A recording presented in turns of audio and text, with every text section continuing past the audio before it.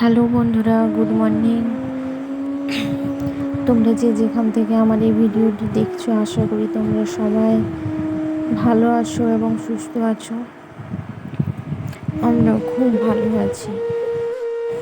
খড়গপুরের ছোট্ট একটি গ্রাম ভাটকপুর থেকে আমি তোমাদের সঙ্গে রুমা। আজকে সকাল সকাল বাসি কাজ সেরে স্নান করে চলে এসেছি ঠাকুর ঘরে। ঠাকুর ঘরটা অনেকদিন ধরে পরিষ্কার করা হয়নি, ভাবলাম আজকে একটু পরিষ্কার করে নিই। আমি যেভাবে ঠাকুর ঘর পরিষ্কার করি আজ তোমাদেরকে দেখাবো। আমার ছোট্ট ঠাকুর ঘর বেশি বড় ঠাকুর ঘর নয়, কিন্তু আমার এই ছোট্ট ঠাকুর ঘরটা আমার খুব প্রিয়। আমার ঠাকুর ঘরটা খুব ভালো লাগে। এমনিতে পুজো করার সময় একটু মুছে টুছে পুজো করি, কিন্তু ভালোভাবে পরিষ্কার করা হয় না।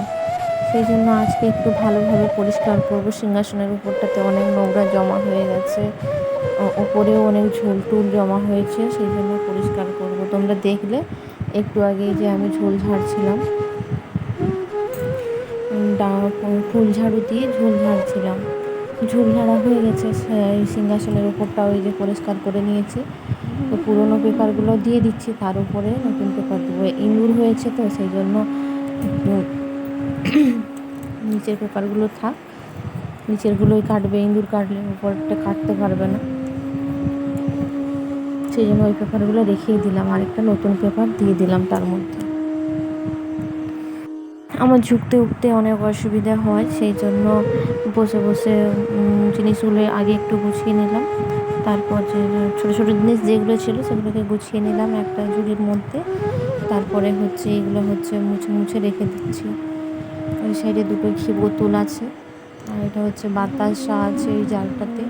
আর এখানে যে রাখলাম কৌটোগুলো দুটো, ওটা আমি অনুকূল ঠাকুরের দীক্ষা নিয়েছি, সেই জন্য ওইগুলো ইষ্টভীতির ডাব্বা।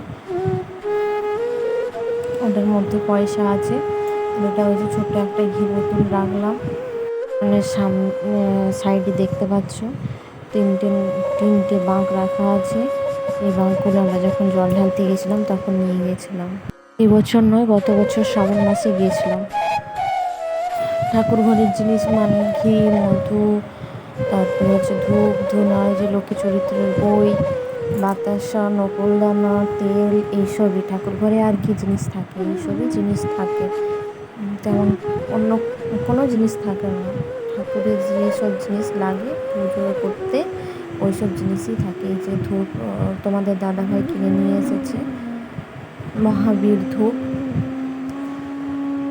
দোকানে জ্বালার জন্য।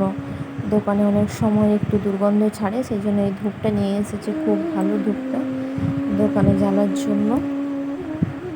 একটা পিসের দাম 9 টাকা। ডাক্তারের কাছে গিয়েছিল, ডাক্তারের কাছ থেকে আসার সময় তোমাদের দাদাভাই এই ধূপটা কিনে নিয়ে এসেছে। এই যে প্রদীপটা দেখছো, ওটা আগের প্রদীপ আমাদের। তো অনেক বড় প্রদীপ, তো সেই জন্য আমি আসার পর থেকে বড় প্রদীপটা রেখে দিয়েছি। আমি যে প্রদীপটা নিয়ে এসেছি ছোটোটা, ওটাই ব্যবহার করি, বড়টা এখন ব্যবহার করি না। এটা নকুলদানার ডাব্বা। এটা গঙ্গার জল আছে ওটাতে তেল আছে। এটা এমনি ধূপ, আর যে পোল্টে।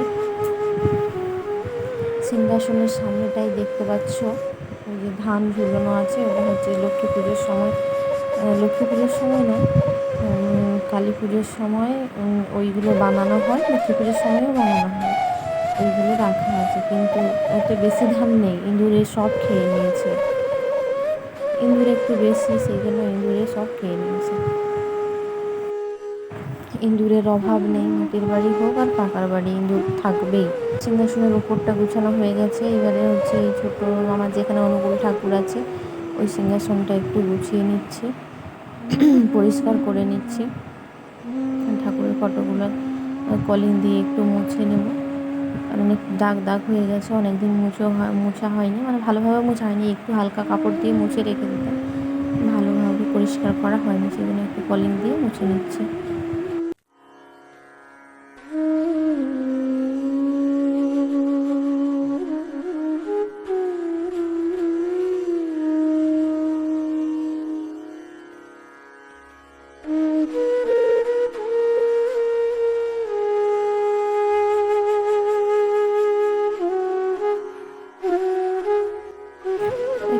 পরিষ্কার করা হয়ে গেছে, কিন্তু এই সিংহাসনের সমস্ত ঠাকুর আমি নামিয়ে পরিষ্কার করব না, কারণ এখানে যে পেপারটা দেওয়া আছে ভেতরেও দেওয়া আছে, ভেতরটার সঙ্গে এই সামনেটা, এই যে বাইরেটা এখানটাও দেওয়া আছে। আর হচ্ছে আজকে বৃহস্পতিবার নয়, সেই জন্য পুরো সিংহাসনটা পরিষ্কার করতে পারছি না, কারণ হচ্ছে ঘট বসানো আছে।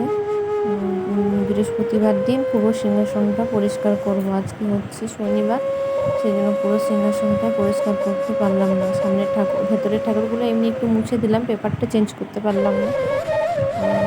সামনের ঠাকুরগুলো একটু পরিষ্কার করে নিলাম, নিচটা পরিষ্কার করে নেব, পেপারটা চেঞ্জ করে নেব। ঠাকুর ঘর হচ্ছে আমার খুব পছন্দের একটি জায়গা। আমার ঠাকুর পুজো করতে খুব ভালো লাগে। ভালোভাবে সাজিয়ে গুছিয়ে একটু ফুল বেশি দিয়ে যেন ঠাকুর ঘরটা সবসময় ফুলে ভরে থাকে।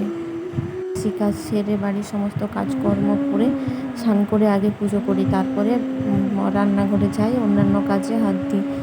আমি যতক্ষণ না পুজো করছি রান্নাঘরে যাই না, কিছু খাবারও খাই না। আগে আমি পুজো করব, তারপরে আমি রান্নাঘরে যাব, চা করব, নিচে খাবো, বাড়ির সবাইকে খেতে দেবো। তো আমার 7টার মধ্যে পুজো, স্নান করা, পুজো সব হয়ে যায়। 7টার পরে আমি যে চা করে সবাইকে খেতে দিই। আজকে আমি আর কোনো ভিডিও দিলাম না, ঠাকুর ঘরের ভিডিওটাই তোমাদের শুধু দিলাম। কীভাবে ঠাকুর ঘরটা গুছিয়ে রাখি, পরিষ্কার করে রাখি, কীভাবে পুজো করি, এটাই শুধু তোমাদেরকে দিলাম। আর আজকে আমার ভিডিওটা এই পর্যন্ত। দেখা হচ্ছে পরবর্তী ভিডিওতে।